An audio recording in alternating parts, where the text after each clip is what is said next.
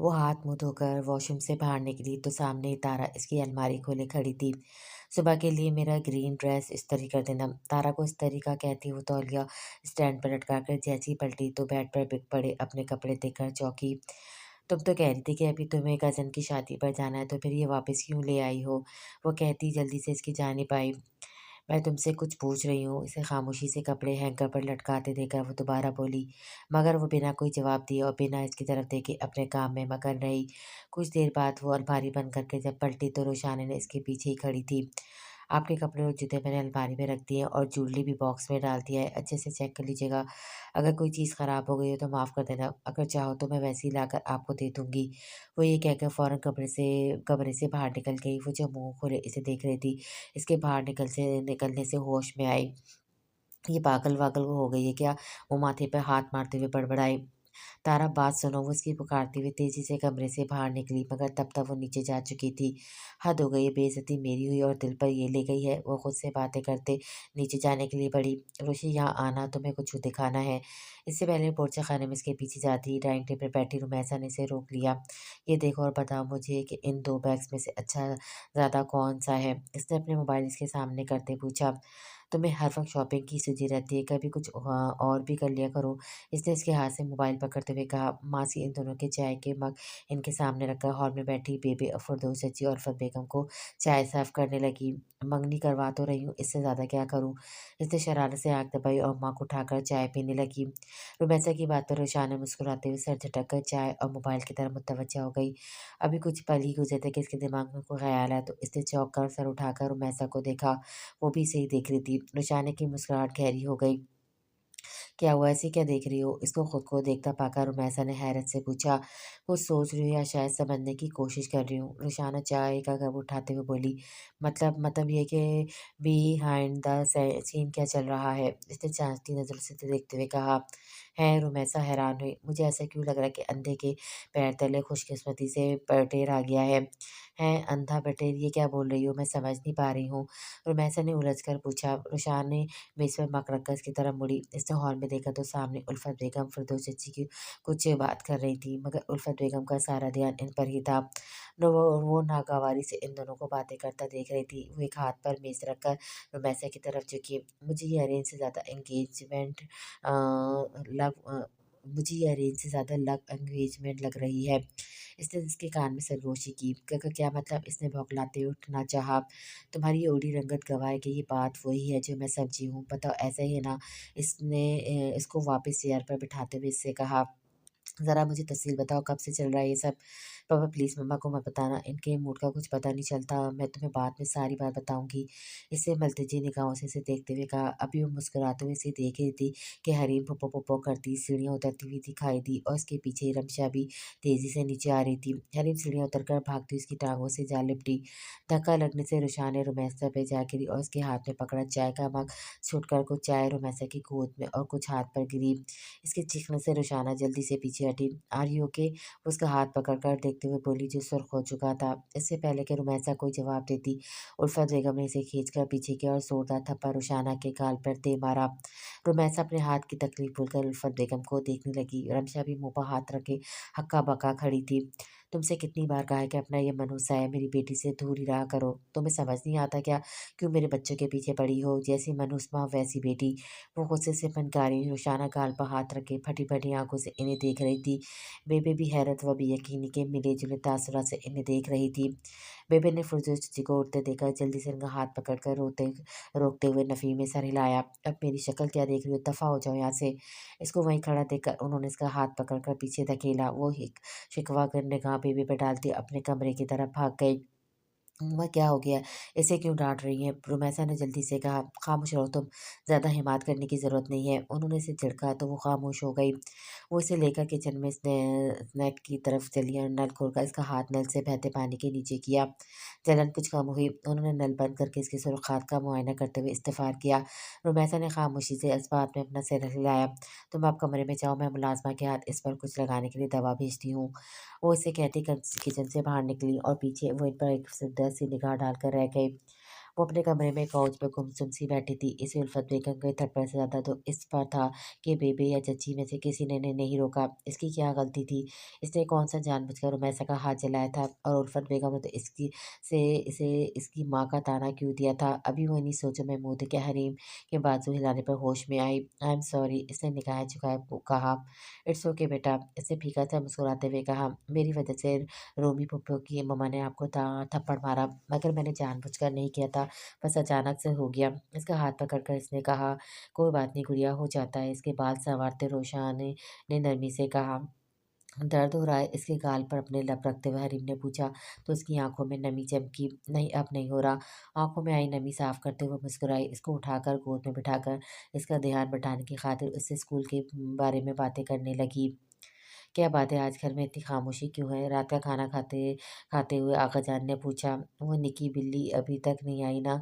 जा तारा, जरा इनको बुला कर ला। बेबे ने तारा से कहा तो वो सर हिलाती चली गई। कुछ देर में रुशाना हरीम का हाथ पकड़े नीचे आती दिखाई दी। किसी को कुछ मत बताना, ठीक है ना? आखिर सीढ़ी पर रुक इसने आहिस्ता से हरीम को ताकीद की। क्यों ना बताऊं? इसे तीखे लहजे में पूछा। हरीम रुशाने ने इसे तंबी निगाहों से देखा। बदले में वो भी इसे घूर कर रह गई। आ जाओ भाई, क्या वहाँ रुककर दोनों राजो न्यास कर रहे हैं? अफसर चचा ने इनको एक दूसरे को घूरते पाकर आवाज़ दी। रोशान ने इसके हाथ पर अपनी गिरफ्त मजबूत करते हुए इसे लिए डाइनिंग टेबल पर आ गए। अस्सलाम वालेकुम, वो बढ़ती चेहरे पर मुस्कुराहट सजाते हुए बोली। वालेकुम सलाम, कहाँ रह गई थी? बेबे ने जल्दी से कहा और उसके देखने पर नफ़ी में सर हिलाकर इसे शाम वाले वाक़ये के बारे में बात करने से मना किया। इसके होठों पर तकलीफ दे मुस्कुराहट उभरी।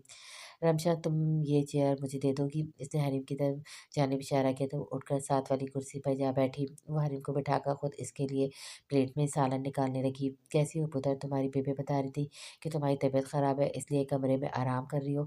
आगा जान ने नरमी से पूछा। जी आगा जान, मैं बिल्कुल ठीक हूँ। इसने हरीम के सामने प्लेट रखते हुए मुस्कुराकर जवाब दिया। झूठी से हरीम ज़हरीला बड़बड़ाए। क्या हुआ, खैरियत? उसकी उतरी सूरत देखते हुए मुतफक्किर हुए।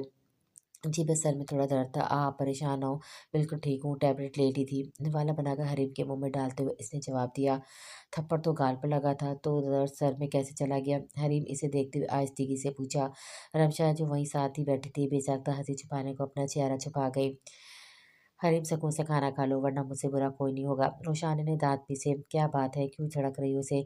आगा जान के पूछने पर वो गड़बड़ा गई। बताए ना इन्हें, क्यों झड़क रही है मुझे? इसको गड़बड़ाता देखा हरीम ने चैलेंज ज़दा निगाहों से उसे देखा।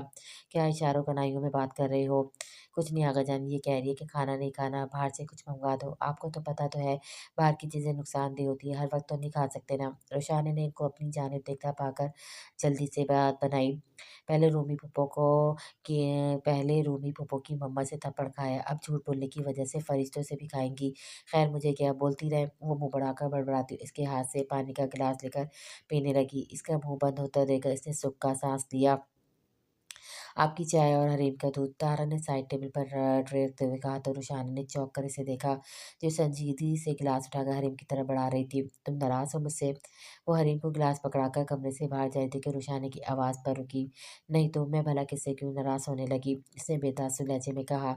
मैं कब से किसी में आने लगी हूँ। रुशाना ने जो साइड टेबल पर रखा चाय का मग उठा रही थी वही रखती उठ के इसके पास आई। जब से मैं अपनी औकात में आई, तुम मुझसे ऐसे क्यों बिहेव कर रही हो? मैंने तो तुम्हें कुछ नहीं कहा, मैं कोई बदतमीज़ी नहीं कर रही हूँ, फिर भी आपको बुरा लगे तो माज़रत चाहती हूँ। शट अप तारा इसके बेगाना अंदाज़ पर वो झल्लाई।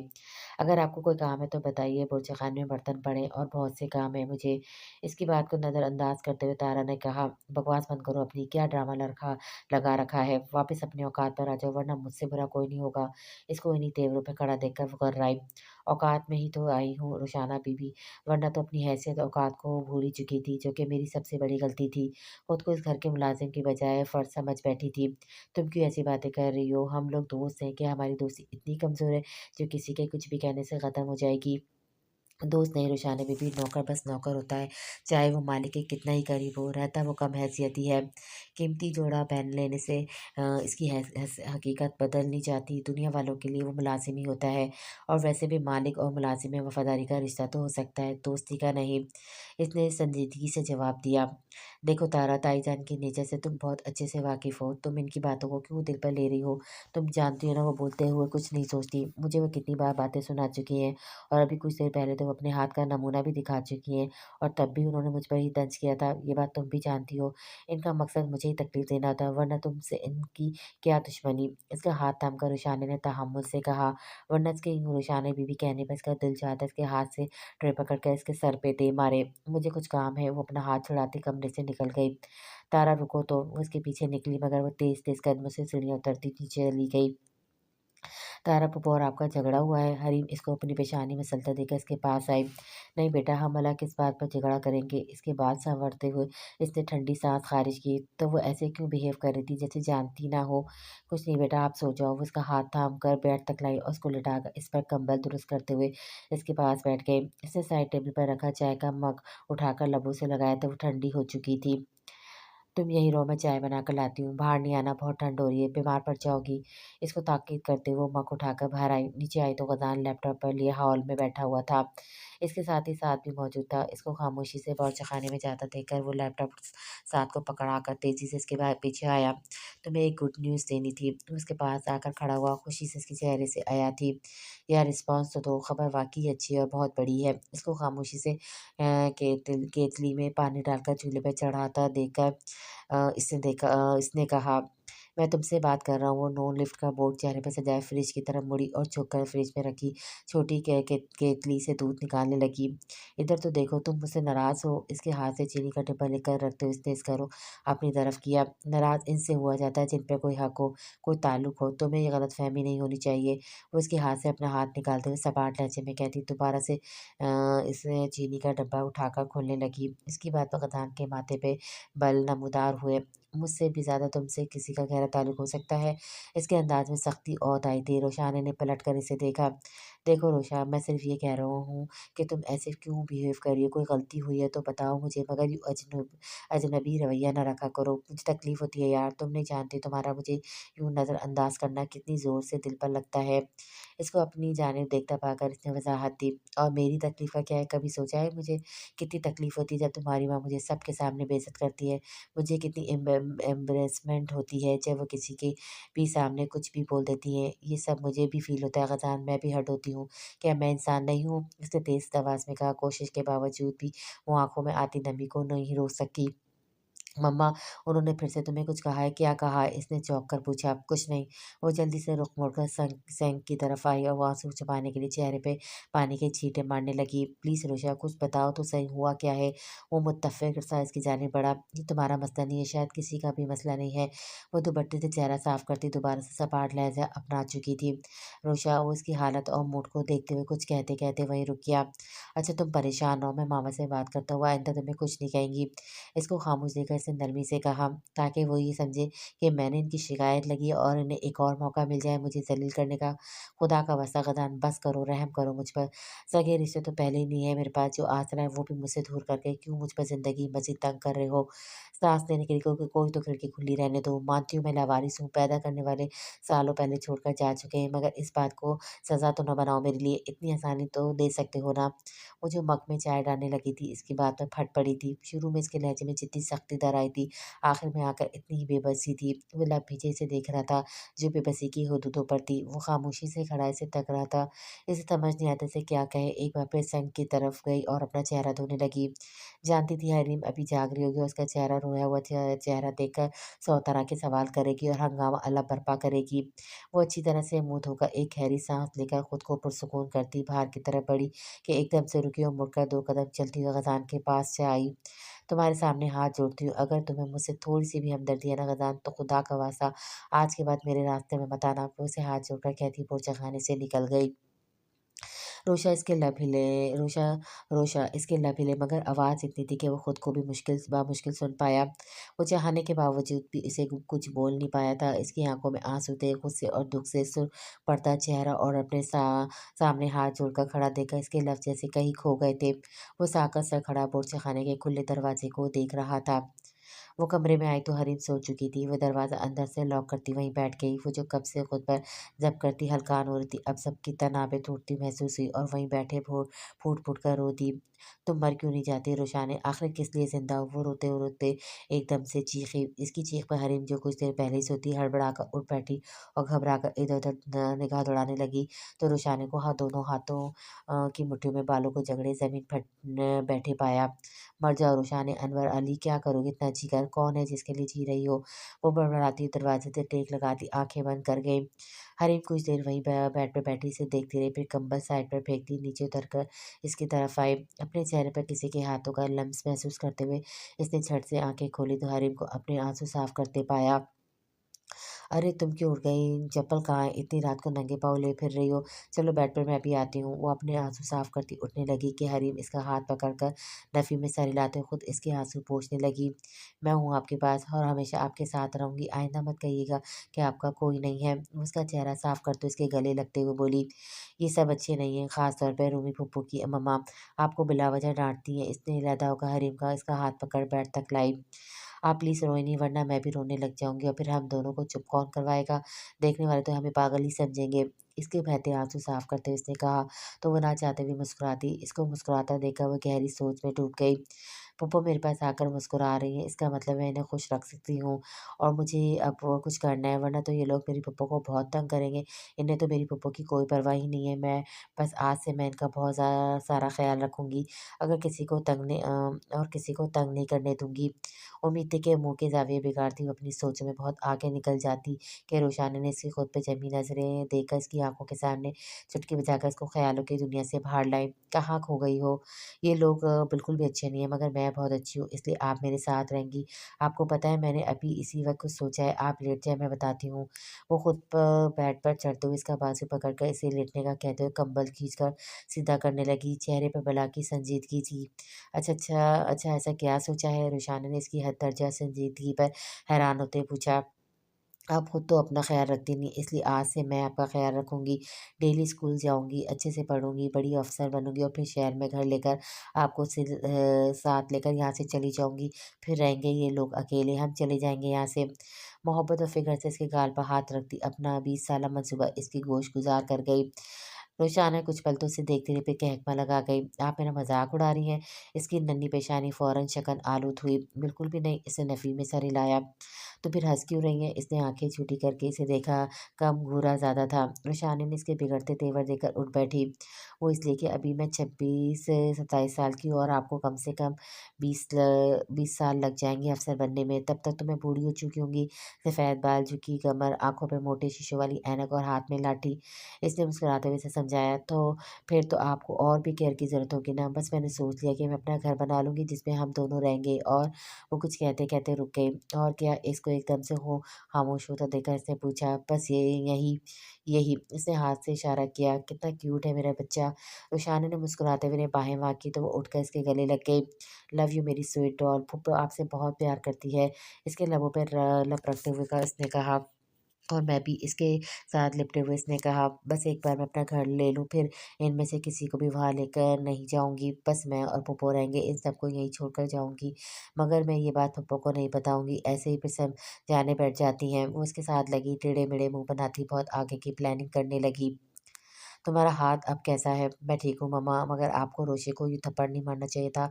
इतनी बड़ी बात तो नहीं थी जो आप इतना रिएक्ट कर गईं। वो हर्ट हुई है। डिनर पे भी खामोशी से बैठी रही। रुमैसा ने इनको बाम लगाते देखकर कहा, इसने तुम्हारा हाथ जलाया है रुमैसा और तुम अभी भी इसकी हिमायत कर रही हो। उन्होंने तीखे लहजे में कहा, प्लीज़ मम्मा क्यों बच्चों की तरह बिहेव कर रही हैं आप? ये बात अब आप भी अच्छे से जानते हैं कि इसकी गलती नहीं थी और मेरा ये ज़रा-सा हाथ ही तो जला है। ऐसी कौन-सी आफ़त आ गई थी जो आपने सीधा थप्पड़ ही दे मारा? वो थोड़ा बरहमी से गोया हुई। बस ज़्यादा मेरी माँ बनने की ज़रूरत नहीं है। मैं जानती हूँ मुझे क्या करना है और क्या नहीं। तुम मुझे मत समझाओ। उन्होंने इसे झिड़का। पहले आपने कहा कि रुशान ने आपको इसलिए नहीं कबूल कि वो गाँव में रहने वाली अनपढ़ और जाहिल होगी। ठीक है, आपका असर काबिल गौर भी था, काबिल कबूल भी, मगर यहाँ आकर वो भी नहीं रहा, मगर अभी भी अपनी इसी ज़िद पर कायम है। मुझे ऐसा क्यों लग रहा है कि बात वो नहीं है जो आप बताती हैं। इसको देखकर जो गुस्सा आपकी आँखों में उमड़ आता है, वो कोई और ही कहानी सुनाता है। वो इन्हें देखते हुए मुसलसल बोल रही थी। इसके हाथ पर बाम लगाती उल्फत बेगम के हाथ थमे। शायद कुछ ऐसा ही है जो हम नहीं जानते हैं ना। इन्हें खुद को देखता पाकर रुमैसा ने कहा, गुड नाइट। वो इसकी बात को नज़रअंदाज करती इसका हाथ छोड़ती उठ खड़ी हुई। अगर इसने आगा जान या भाई को बता दिया तो इसकी बात पर कमरे से निकलती उल्फत बेगम के कदमों को ब्रेक लगी। वो नहीं बताएगी। उन्होंने मुड़कर कहा, आपको कैसे पता? रुमैसा हैरान हुई। वो ताहिरा का खून है और मुझे यकीन है ताहिरा का खून इतना हल्का नहीं हो सकता। ताहिरा के नाम पर इनके होठों पर मुस्कुराहट की हल्की सी रमक उभर कर गायब हुई। वट रुमैसा ने हैरत से इन्हें देखा मगर वो कुछ कहे बिना बाहर निकल गई। ताहिरा तो रोशाने की मम्मा है तो क्या मतलब? अजीब बात है, एक तरफ अच्छा नहीं समझती तो दूसरी तरफ इतने मान से बोल रही थी। उफ, पता नहीं क्या चल रहा है इनके दिमाग में। वो छिजरी लेकर सीधी हुई। हाय रूमी, क्या हुआ? रमशा बता रही थी कि तुम्हारा हाथ जल गया है। खजान दस्तक देकर इसके कमरे में आते बोला, हाँ बस ऐसी थोड़ी सी चाय गिर गई थी। इसने मुस्कुराते हुए बताया, अच्छा एक बात बताओ, ये मामा ने रुशाना को क्या कहा है? खजान ने इनके सामने कोहनियों के बल बैठते हुए पूछा, आपको कैसे पता चला? रोमैसा ने जल्दी से पूछा। इसका मूड खराब था, मैंने पूछा भी तो बताया नहीं, तो सोचा तुमसे पूछ लेता हूँ। बस थोड़ा-सा झड़का था मामा ने। क्यों? कल मुझसे इसका एक गाउन फट गया था तो इस वजह से। तो क्या इसने तुम्हें डाँटा था जो मम्मा ने इसे झड़क दिया? ग़ज़ाल ने पूछा तो इसने सारी बात इसके गोश-गुज़ार कर दी। कमाल है, तो गलती तुमने की और डाँट इसे दिया। इसने ताज्जुब से सर झटका। अच्छा भाई, एक बात पूछूँ आपसे? रमेशा के पूछने पर इसने इस बात में सर हिलाया। अगर आपको रोशा और मामा में से किसी एक का इंतख़ाब करना पड़ा तो किसका करेंगे? या फिर अगर आपको रोशाने को ही छोड़ना पड़ा तो क्या छोड़ देंगे? इसने बखौरी से देखते हुए पूछा। गसान को लगा जैसे इसका दिल मुट्ठी में आ गया हो। इसकी आंखों में उतरती सुर्खी और सफ़ेद पड़ती रंगत देखते हुए रुमैसा को एहसास हुआ कि इसे ये सवाल नहीं करना चाहिए था। मेरा वो मतलब नहीं था, मैं बस एक अमकानी बात पूछ रही हूँ। इसको उठता देखकर इसने जल्दी से कहा, मेरे लिए दोनों को छोड़ना नामुमकिन है रूमी। अगर कभी ऐसी नौबत आई तो खुद को छोड़ना मेरे लिए बेहतरीन इंतखाब होगा। सर्द व सपाट लहजे में कहता हुआ इसके पास से उठा और लंबे डंग भरता हुआ इसके कमरे से निकल गया। पीछे वो इसकी बात का मतलब समझकर सख्ती सी कैफियत में आ गई।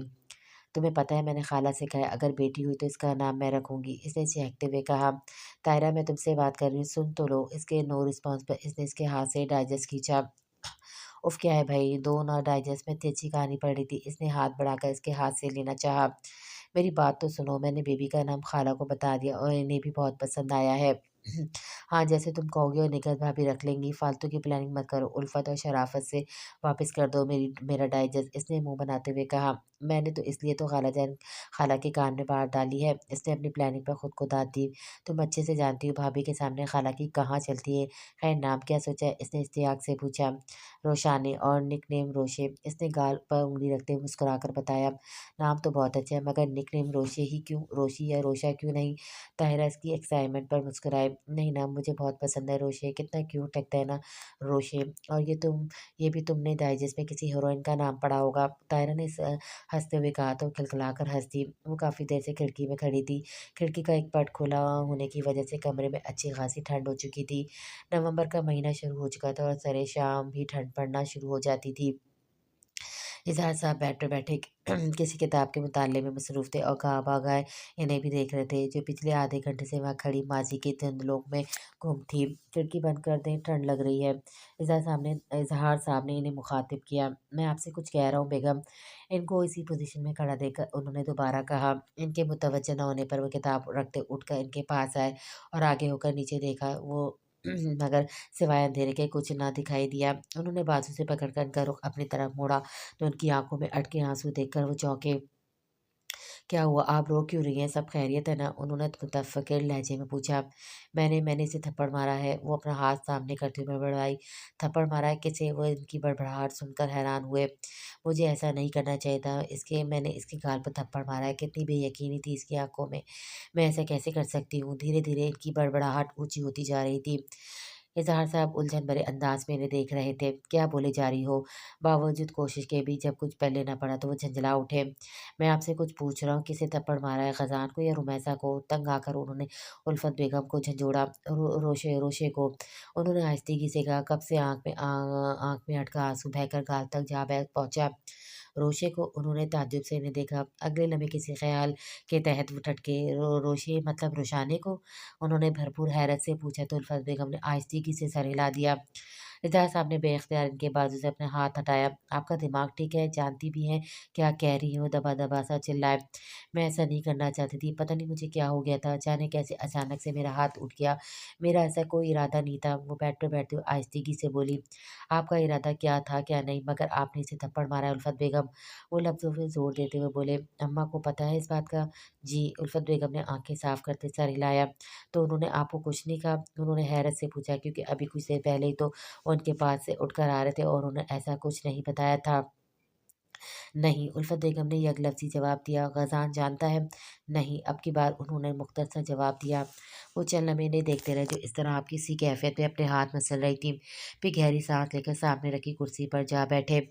"मुझे तो समझ नहीं आ रहा कि आप करना क्या चाह रही हैं? वो बच्ची आपके बेटे की बीवी और इसकी खुशी है और आप अपने दिल में इतनी नफ़रत पाले बैठी हैं। क्यों? आज तो मुझे वजह बता ही दें।" "नफ़रत?" वो ज़ेरे लब बड़बड़ाए।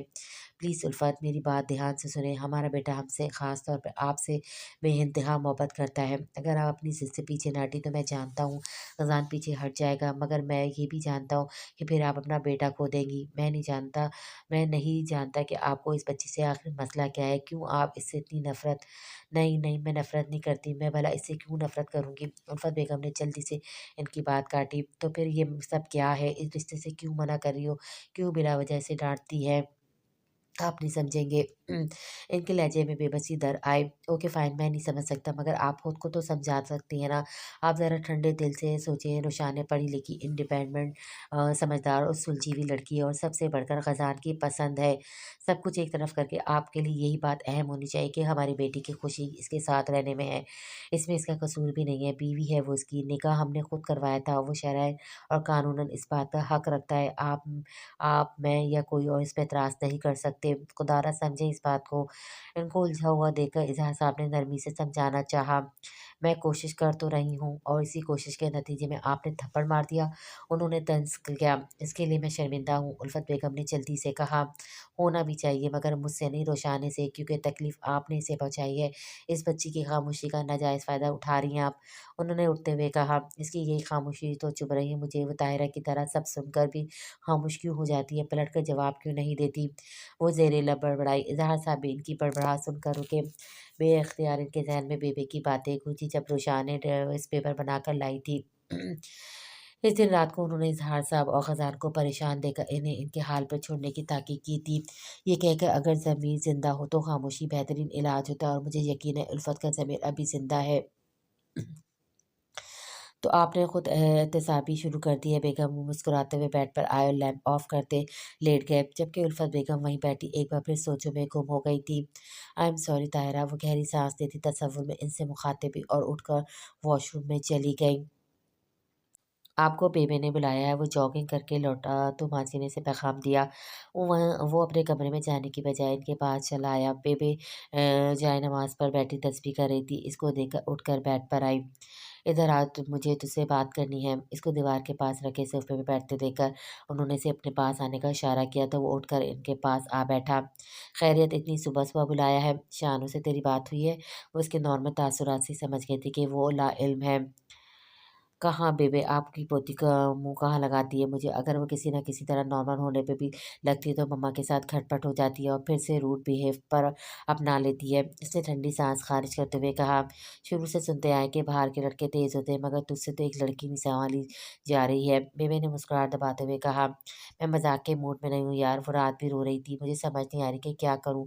मम्मा जाने कब अपना रवैया बदलेंगी। रूमी बताए थे कि मम्मा ने इसे डाँटा है।" इसने बालों में हाथ फेरते हुए संजीदगी से कहा। "सिर्फ डाँटा ही नहीं, तेरी माँ ने इसे थप्पड़ भी मारा है।" बेबे ने आहिस्तगी से कहा तो वो एक झटके से उठ खड़ा हुआ। "Are you serious?" इसने आँखें फाड़ी। "हैं?" बेबे ने हैरानगी से पूछा। "आप मज़ाक कर रही हैं ना?" "ले दस, ये कोई मज़ाक है करने वाला?" बेबे ने है इसे घूरा। "मुझे यकीन नहीं आ रहा मम्मा इस हद तक भी जा सकती हैं?" वो होठ चबाते हुए बोला। रात इसकी इतनी बेबसी और आँसू की वजह अब समझ आई थी। कुछ सोचकर वो बाहर की तरफ बढ़ा। कहाँ जा रहा है? इसको बाहर जाता देखा बेबे ने इसे पुकारा। आता हूँ, इसने रुके बगैर कहा। यहीं रुक जाओ और वापस आ, खबरदार जो तूने एक कदम भी कमरे से बाहर निकाला। इसको दरवाजे से निकलता देखकर बेबे ऊंची आवाज़ में बोली, मुझे मम्मा से बात करनी है, आता हूँ। इसने वहीं रुक कर जवाब दिया, मैं कह रही हूँ ना वापस आ, मेरी बात तुझे समझ नहीं आ रही? अब की बार उन्होंने सख्ती से कहा तो आहिस्ता आहिस्ता चलता हुआ इनके पास आया। बैठ जा, इतनी गर्मी दिखाने की ज़रूरत नहीं है, सब ठीक हो जाएगा। आप कब से यही कह रही हैं, मगर क्या हुआ? बजाय बात समझने के बिगड़ती जा रही है। मामला पहले ज़बान कलामी हवातों तक था, अब हाथ उठाने तक पहुँच गया है और मामला फ़हमी से काम ले रही हैं। आप मामला फ़हमी से काम ले रही हैं। वो झंझलाया, ना तुझे इतनी जल्दी किस बात की है? बीवी तेरी है, थोड़ा सब्र रख। सब्र का फल मीठा होता है, वरना वो मुझसे ज़्यादा किसी को प्यारी नहीं हो सकती। बेबे ने जताते हुए लहजे में कहा, अगर इतनी ही प्यारी है तो मम्मा को रोका क्यों नहीं? क्यों बैठकर तमाशा देखती रही हैं? ग़ज़ाल ने तूबतू जवाब दिया, प्यारी है इसलिए खामोश हूँ, वरना इतनी हिम्मत रखती हूँ तेरी माँ को रोक सकूँ, मगर पुत्र बंदी के ज़मीर से बेहतर इसे कोई लान-तान नहीं कर सकता। अगर मैं इसे झिड़की तो वो ज़िद पर आ जाती, इसे और बुरा-भला कहती, मगर हम में से किसी ने इसे नहीं रोका और ना ही इसे मलामत की। यहाँ तक कि शानू भी बस इसे देखती रह गई। तो तू जानते हो क्या हुआ? क्या हुआ? इसने हैरत से पूछा। फ़ौरन इसके ज़हन में ये बात आई कि इसने गलत किया है। इसको इतनी शिद्दत से एहसास हुआ कि इसने इससे नज़रें नहीं मिला पाई और उसने इसको झड़क कर वहाँ से भेज दिया। इसके बाद वो हम सबके सामने नहीं आई। रात के खाने पर भी वो कुछ देर बैठी, उठकर चली गई। अभी जब वो नाश्ते पर आई तो देखा नदामत साफ दिखाई देगी तुझे। बाक़ते के इख्तिताम पर वो मुस्कुराई और रोशा, जानती हूँ वो दुखी है और मुझसे बदगुमान भी होगी, मगर फ़िलवक़्त जैसा चल रहा है चलने दे, इसे भी समझा लूँगी। एक बात बताएँ, ये मामा रोशा से इतनी नफ़रत क्यों करती हैं? ग़ज़ाल ने कुछ देर सोचते हुए इनसे पूछा। नफ़रत नहीं करती, बस गुस्सा है इसे, जो अब धीरे-धीरे झंझलाहट और पछतावे में बदल रहा है। गुस्सा किस बात का है? जहाँ तक मैं जानता हूँ, होश संभालने के बाद हम लोग पहली बार पाकिस्तान आए हैं। इसने ताज्जुब से पूछा। बस पुत्र, कुछ पुराने इख्तलाफ़ात और रंजिशें हैं जिनको वक़्त पर ख़त्म कर देना चाहिए था, मगर दोनों फ़रीकों में से किसी ने भी कदम नहीं बढ़ाया और नतीजा तेरे सामने है। बेबे ने ताज्जुब से कहा, मतलब? ग़ज़ाल ने नासमझी से पूछा तो बेबे इसे बताने लगी, मैं जानती हूँ उल्फ़त अब भी ताहिरा से इतनी मोहब्बत करती है जितनी परसों पहले करती थी। ख़ानदान भर में दोनों की दोस्ती और मोहब्बत मशहूर थी। मोहब्बत तो अब भी मौजूद है, मगर इस पर वक़्त और हालात की धूल जम चुकी है। बस वही साफ़ करने की ज़रूरत है और धीरे-धीरे वो भी हो रही है। इसलिए कह रही हूँ, सब्र और हौसले से काम लें, सब ठीक हो जाएगा। बेबे ने मुस्कुराते हुए कहा। तो फिर अब? ग़ज़ाल ने सवालिया निगाहों से इन्हें देखते हुए कहा। अब बस तू एक आखिरी झटका लगा अपनी माँ को और वो इतना बड़ा हो के वो खुद तेरे कान पकड़कर तेरी रुखसती करवाएँ। बेबे ने कहा तो ग़ज़ाल इन्हें देखकर रह गया। ऐसे क्या देख रहा है? इसको अपनी जानिब देखता पाकर उन्होंने पूछा। देख नहीं रहा हूँ, सोच रहा हूँ कि अपने वक़्त की बहुत बड़ी प्लानर लगती हैं। मैं आज तक जान ही नहीं पाया। उसने शरारत से कहा। नहीं, तेरा निकाह तो मैंने शुक्ल में करवाया था, उन्होंने ख़फ़ी से कहा। काश मेरे हवाले से भी कोई प्लानिंग कर लेती तो आज ये दिन तो ना देखने पड़ते। इसने मुँह बनाया। निकाह तो कर दिया, अब क्या रुखसती भी साथ ही कर देती? बेबे ने इसे लताड़ा तो वो हँसते हुए उठा। अब जाकर माँ या बीवी से कोई बात नहीं करना, जो भी करना हो मैं खुद कर लूँगी। इसे बाहर की जानिब जाता देखकर उन्होंने कहा तो इसने सर हिला दिया। जिब्रान मामू, आपको एक बार तो पाकिस्तान आना ही पड़ेगा। वो सोचता हुआ अपने कमरे में चला गया।